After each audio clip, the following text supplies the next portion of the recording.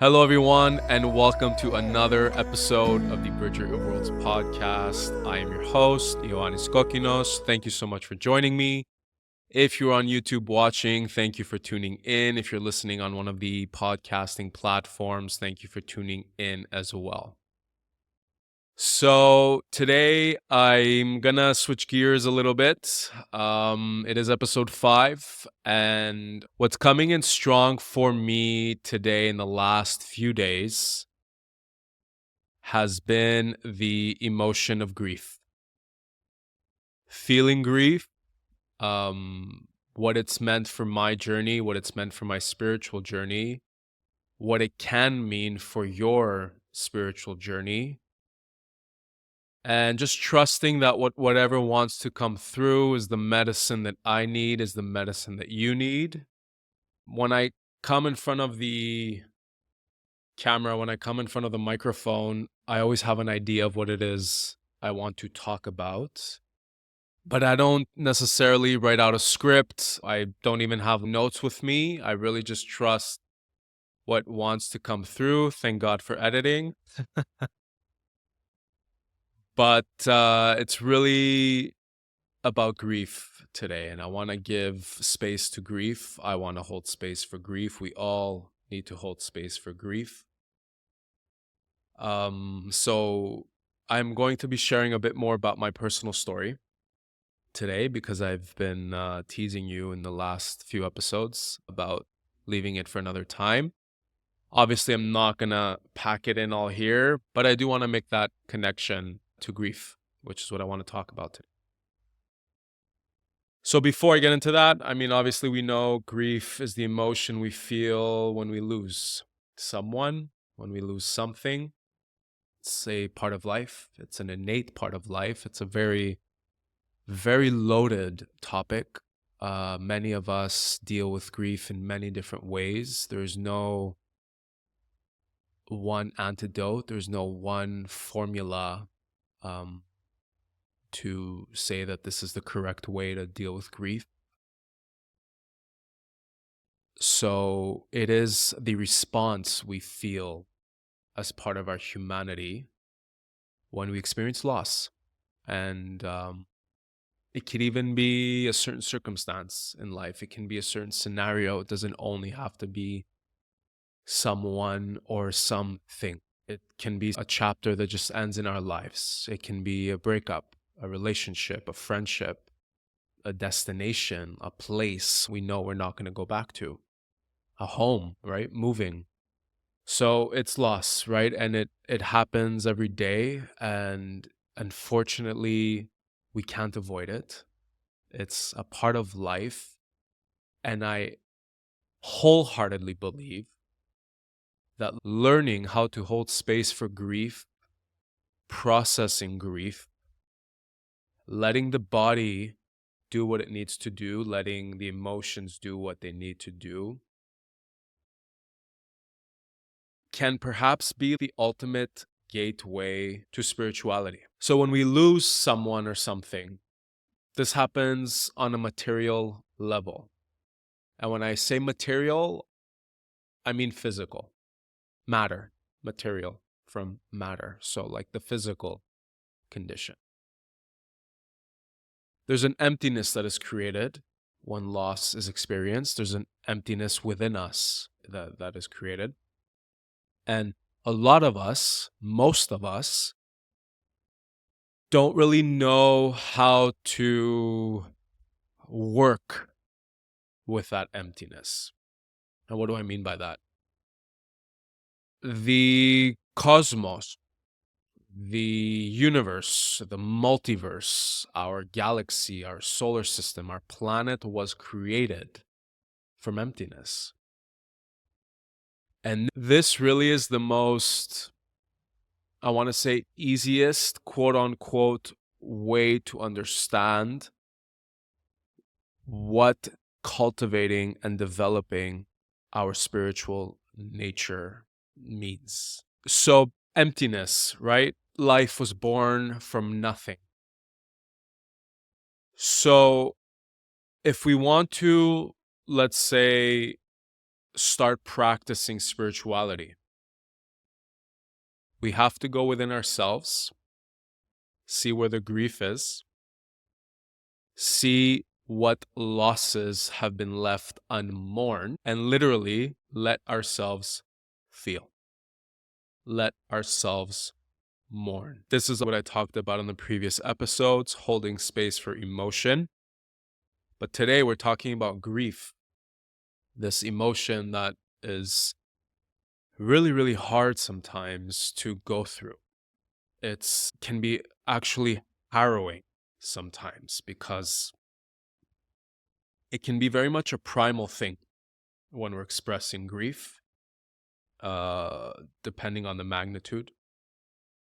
But it is so important that we go there when we need to express, process, and ultimately empty ourselves of grief. So, story time. When it was time for me to leave elementary school to enter high school, the whole world lifted from right underneath my feet. And it's funny, right? It's something every single one of us goes through, right? Like, we need to change schools, we need to move on from elementary school, we need to go to high school. So elementary school for me was like the best time of my life. I'm very grateful to say that I had an amazing childhood as far as my school life was concerned, my friendships, um, just being a boy and having like the time of his life. My school very much played a role in this boyhood life.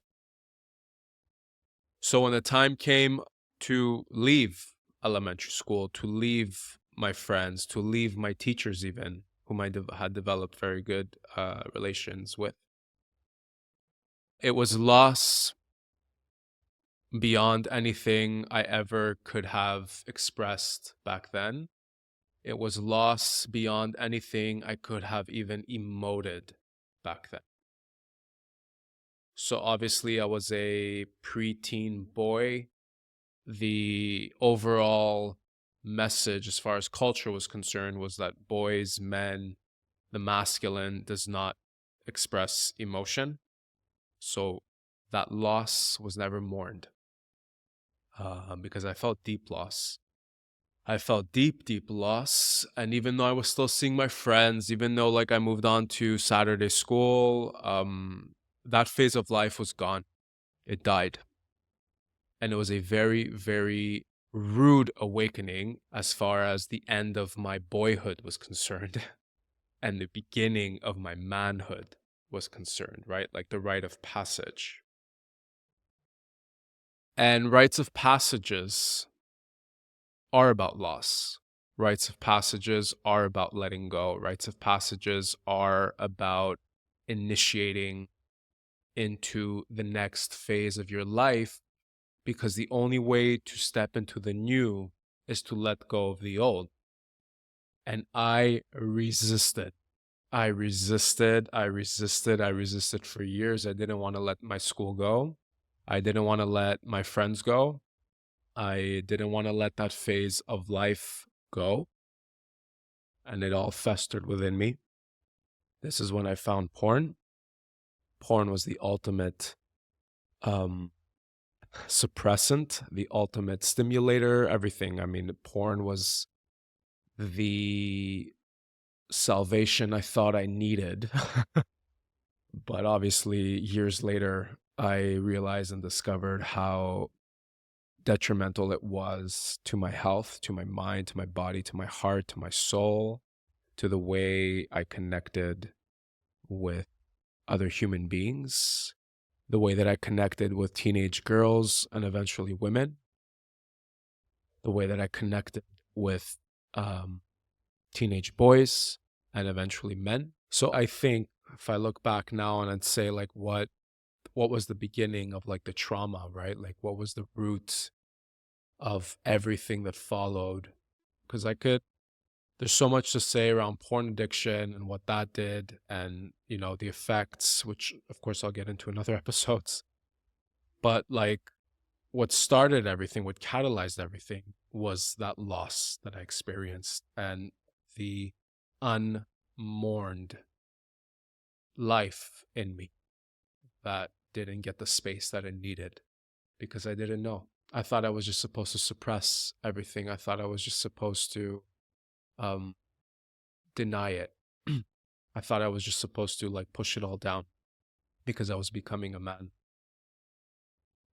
So that doesn't go anywhere. And then, you move through life, you have other experiences, and maybe like more traumas come, and maybe addictions develop, and maybe, you turn to all kinds of things to make up for that feeling that is not being expressed. And then that just piles on top.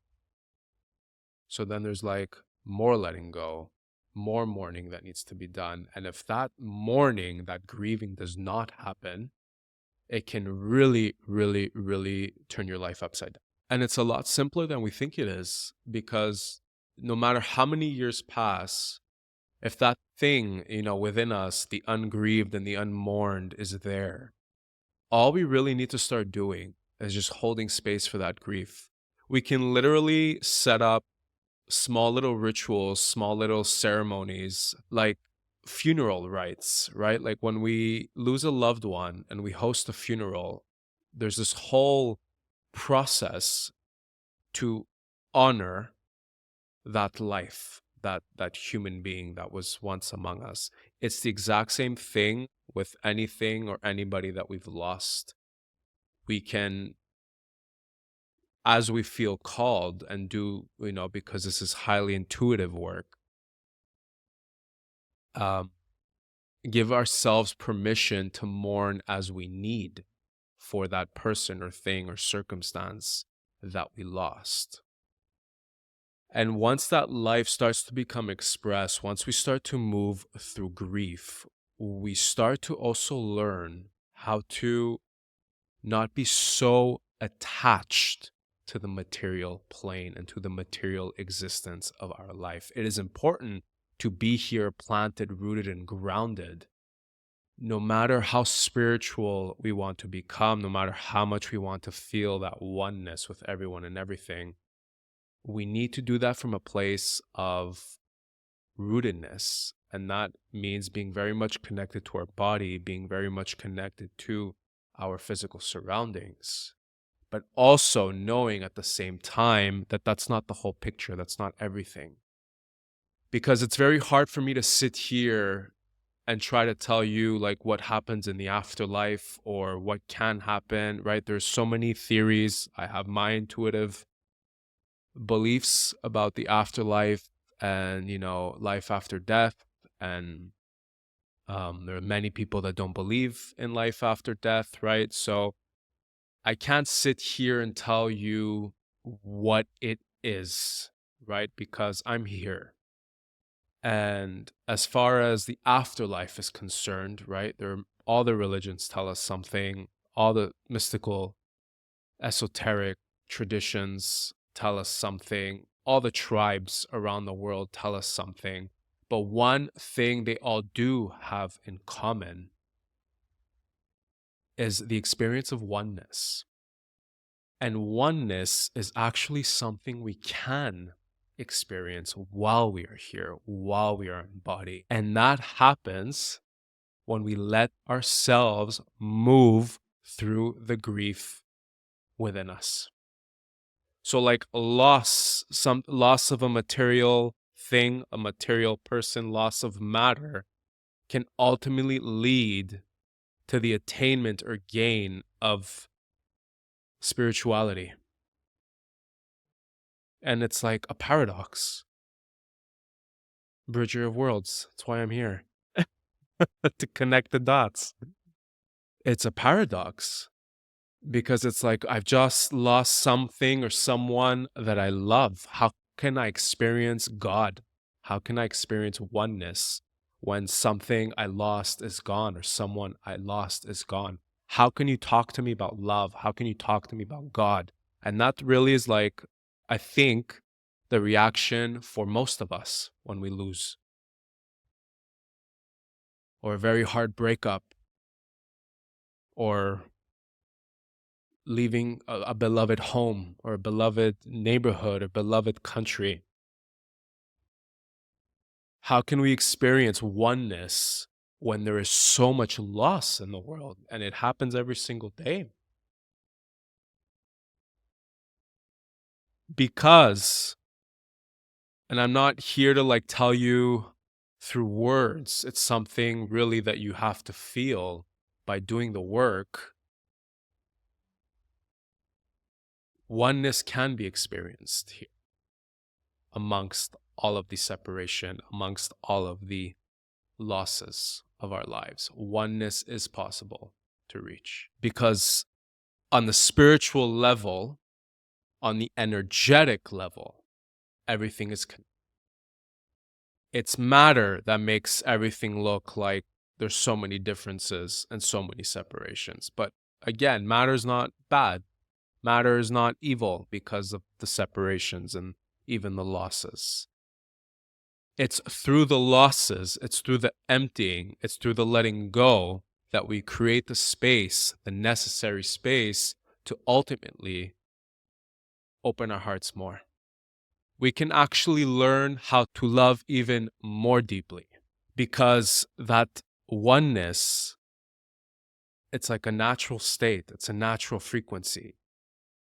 And when we finally give ourselves permission to mourn and to grieve without holding back, without holding judgment, without criticism, just offering the safe space for that life to be mourned, for that life to be released, oneness comes through. It's like a frequency, it's a force, it's an energy that just comes through and actually tells us like everything is actually okay. Despite your loss, despite what you've lost or who you've lost, it's okay because oneness is real. And even though that person is not here anymore, you can still feel them. Again, this is moving on from this plane. We have to bring to the table the afterlife.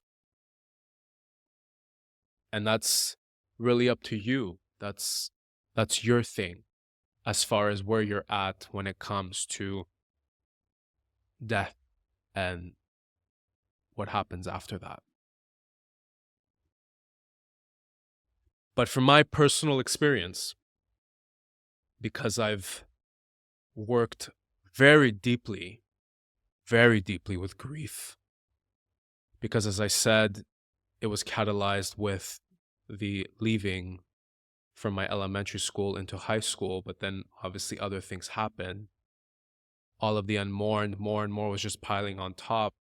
So there was more to grieve eventually. There was just this very profound need to keep holding on because it was like the only way that I could feel safe. And then ultimately, when I started to practice spirituality and to open up myself more and to give myself permission to feel my feelings, it was really just grief that was coming through. It was all of the mourning that I didn't do when I needed to do it. And then that's how you can ultimately experience oneness, feel oneness.